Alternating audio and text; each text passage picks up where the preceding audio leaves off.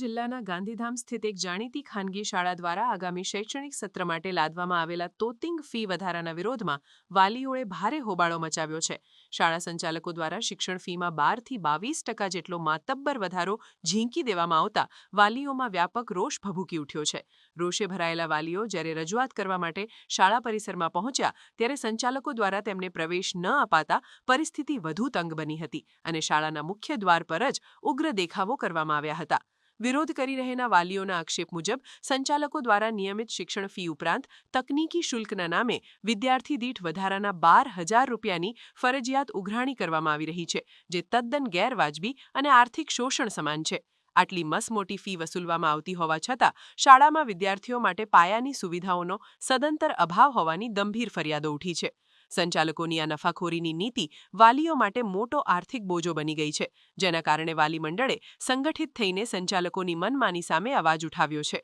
શાળા પ્રશાસન દ્વારા વાલીઓની વાજબી રજૂઆત સાંભળવાને બદલે તાનાશાહી ભર્યું વલણ અપનાવવામાં આવતા આ વિવાદ વધુ ઘેરો બન્યો છે.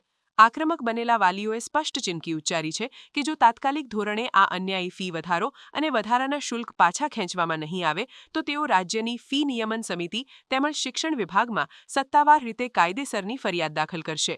આ ઘટનાના પગલે સમગ્ર પંથકમાં ખાનગી શાળાઓની મનમાની અને શિક્ષણના વ્યાપારીકરણનો મુદ્દો ફરી એકવાર સપાટી પર આવ્યો છે. मैं मधु समीप केवल रमानी डीपीएस की पेरेंट हूँ. मेरे 2 बच्चे यहाँ पे पढ़ रहे हैं, एक फर्स्ट में और एक 8th में. हम लोग ने उनको ये फीस का हम लोग को मैसेज जब आया कि हाइक की है, टेक्नोलॉजी फीस ऐड की है 12,000 की और सेशन फीस हमारी बढ़ा के 16,000 से 19,000 की है. हम उनको 6 मार्च से रिक्वेस्ट कर रहे हैं कि प्लीज़ आप हमको इसका जस्टिफिकेशन दें या एफआरसी का कॉपी दें.